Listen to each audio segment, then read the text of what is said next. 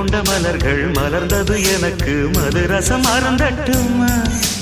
விடுகின்ற வரையில் முடிகின்ற வரையில் கவிதைகள் எழுதட்டுமா